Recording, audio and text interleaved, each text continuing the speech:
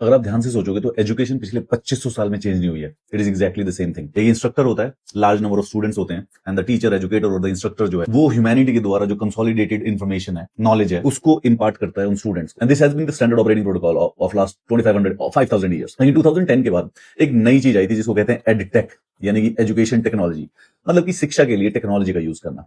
And we were hoping कि कुछ बहुत अमेजिंग, कुछ नया स्टेप आएगा, नई एवोल्यूशन हो जाएगी। हाउएवर 2020 के बाद स्पेसिफिकली एडटेक इंडस्ट्री ने बहुत मैसिव एक्सपेंड किया। नाउ इसमें कोई शक की बात नहीं है कि एजुकेशन जेन्युइनली डेमोक्रेटाइज हुई है। पहले जिन बच्चों तक टीचर्स नहीं पहुंच सकते थे वहां तक पहुंचे हैं। जो कोर्सेज नीश होते थे, सिर्फ और सिर्फ कुछ एक्सक्लूसिव इलीट लोगों के द्वारा ही किए जा सकते थे, वो एक प्रकार से कम कॉस्ट पे सब ले सकते हैं। जो ये पैंडेमिक के बाद एजुकेशन टेक्नोलॉजीज, एडटेक कंपनियां राइज हुई थी, उसमें अब फाइनली कंसोलिडेशन खत्म हो चुकी है। मतलब कि अब हमारे देश में सिर्फ 2 हॉर्स रेस बची है, मतलब 2 बड़े प्लेयर्स बचे हुए हैं एडटेक में। उसके अलावा जो बाकी अब नहीं है, जिनको कुछ छोटे मोटे टुकड़े वुकड़े मिले हैं, वो वो धीरे धीरे पेरिश हो जाएंगे। वन इज द फिजिक्स वाला and one is the upgrade.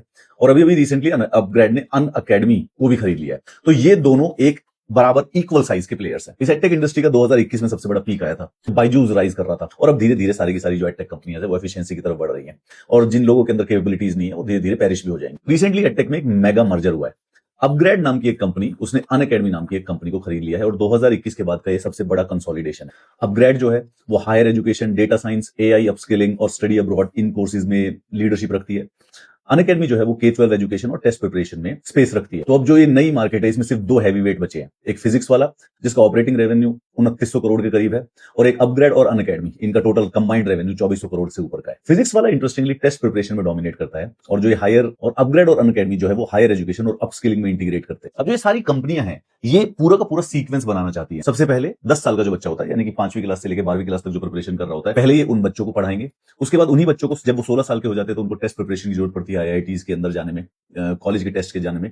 उसके बाद जब वो 18 साल के हो जाएंगे तो उनको हायर एजुकेशन और स्टडी अब्रॉड करने के लिए जरूरत पड़ती है। एंड देन यही बच्चे जब 25 साल के हो जाते हैं तो इनके करियर प्रोग्रेशन में अपस्किलिंग की जरूरत होती है। This is what the catch is. Physics वाला टेस्ट प्रिपरेशन में डोमिनेट करता है, उनको घुसना है स्किलिंग, पीडब्ल्यू स्किल्स के द्वारा।